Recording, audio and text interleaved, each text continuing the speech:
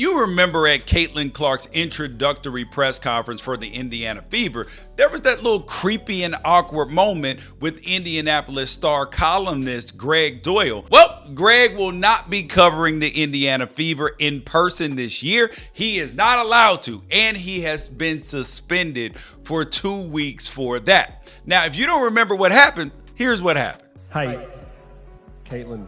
Greg Doyel, Indy Star. Real quick, let me do this. You like that? I like that you're here. I like that you're here. I do that at my family after every game, so. Okay, well, let's start doing it to me and we'll be able to get along just fine. So, question is... That interaction was cringy. It was creepy. And I'm not saying that anything that the Indiana Fever did or the Indianapolis Star did is wrong. But Caitlin Clark and the Indiana Fever are going to have to get used to some strange media interactions. And you can't protect her from everything. And before I explain what I mean, let's get into what happened. Now, Caitlin Clark took the nation by storm the last 2 years, shooting, passing, and put Iowa's women's basketball on the map. And it had only been to one Elite Eight since 1993. And Caitlin Clark led the way for the Lady Hawkeyes to the tournament to 13 wins and back-to-back national championships appearances to end her career. Now, this woman hit 9 threes in the revenge game against LSU.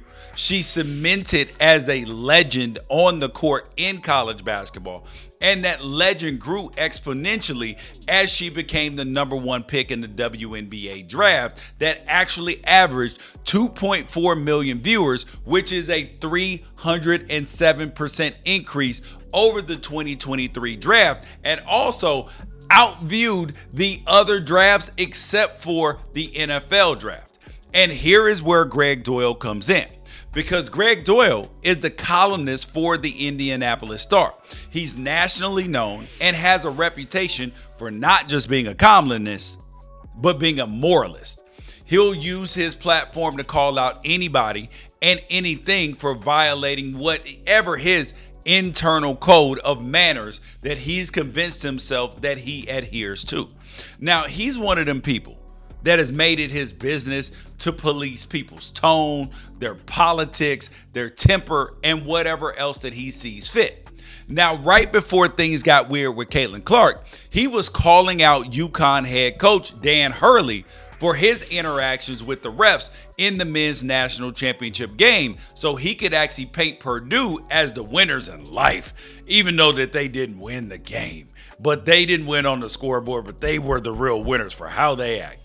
And here's the dirty little secret. Stuff that people don't like or makes them upset actually gets shared at a much higher clip than what they do like. Now, does this mean that Greg Doyel is being insincere? I can't speak to that. I don't know the man. But I will say this. If Greg Doyel is insincere, he's a dime a dozen. There's columnists all over the country that value attention over substance.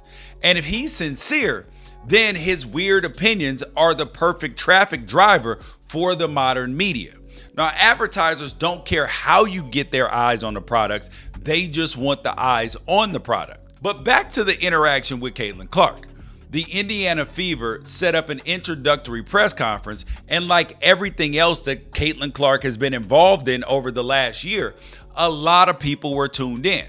So people noticed right away when Greg Doyel seemed to be either hitting on or threatening Caitlin Clark, or maybe both. Yep, that was creepy. That was gross. And not as gross as Doyel's follow-up column where he outlines that he learned that you can't treat boys and girls the same.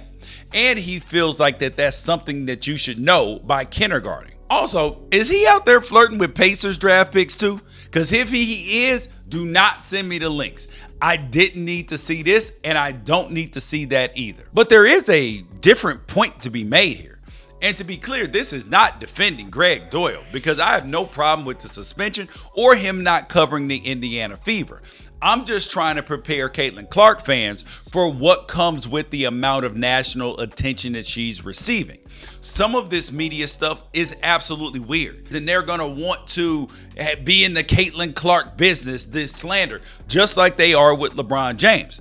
And Caitlin Clark's not so comfortable experiences aren't going to stop just because the Indiana Fever got a temporary restraining order against Greg Doyel. Caitlin Clark is a market mover. And like all popular athletes, she's got some of them Lord of the Rings style supporters that are armored up and volunteering their axes, swords, bows, and everything else in defense of her. Now, you can probably find some of them in the comments of this video or in the other videos I've made about Caitlin Clark. And thanks for watching. Don't forget to subscribe. But I want to get this message out for all the hardcore knights of the round table that are defending her, because I want you to know that there's going to be plenty of battles that you're going to have to fight in the future. Greg Doyel is just the beginning. Off the court, your girl has brought more attention to women's basketball than we've ever seen. So much attention that women basketball gatekeepers that people are writing think pieces on the role of race and athlete popularity, and the current WNBA stars trying to set realistic expectations of how Caitlin Clark will perform as a rookie, and that they've all had their takes drowned by a tidal wave of her popularity. And I'm not saying that this is a good thing or a bad thing. That's just what happened. And so far, she's been a fantastic ambassador for the game and for the companies that she signed with. But attention, it means scrutiny. And I don't mean just measured criticism.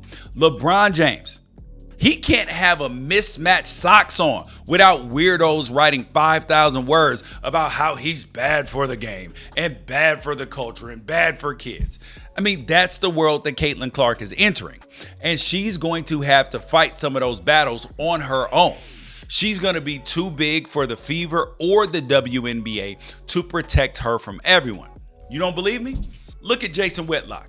He once wrote a column on ESPN's Page 2 saying Kobe Bryant needed to apologize to Karl Malone for getting mad about Malone flirting with Kobe's wife, Vanessa.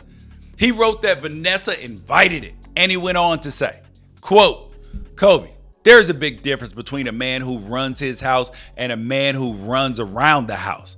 How do you play basketball when you spend all day and night running around the house to put out the fires that Vanessa starts? You owe the mailman an apology. If your wife doesn't leave the mailbox wide open, the mailman would have never bothered her. That's pretty damn wild, right? And guess what? Nobody ever stopped Jason Whitlock from sitting in a presser or asking questions literally to Kobe's face. And most sports fans are glad they didn't, because it gave us this interaction a few years later. Kobe, not to twist your words or read too much into what you said, but being around young players energized you. That's not a statement about maybe you'd like to see some young players on your team? Wow. You know what? That's a Bikram yoga stretch. You stretched the hell out of it. Good job. Good job. I'm not even going to answer that. That's just silly. Next. Caitlin Clark very well might be bigger in women's basketball than Kobe ever was in the NBA. And obviously that's major. And that's going to make her a target of a lot of attention-starved media types. And that means she's going to have to smack down some of the weirdos herself or just ignore them. And while you may never want to see Greg Doyel in the same room with her ever again, trust me, it is going to happen. And if it's not Doyel, it's a Greg Doyel type. And is it fair that she's going to have to become a sniper on and off the court? Yes, it's absolutely fair. That's what comes with popularity and with the money and the fame and everything else. Doesn't mean that it's right though. No. But what's more likely? Everybody learns to be civil because one woman can hit a 30-foot shot with regularity? Or might the same D-bags that popular male athletes have been dealing with might migrate their way over to a sport that they know nothing about and sound even more ignorant than they usually do? It's good to have people on your side, but bad opinions and unfair criticism are undefeatable, especially when the negative and positive attention all hit the same. Next time some media member gets fresh with Caitlin Clark in person or in an article, I don't want to wait for the Fever or her fans to step in. I want to see her do what she did to LSU in the Elite Eight. Get him up out of there. Let that sink in.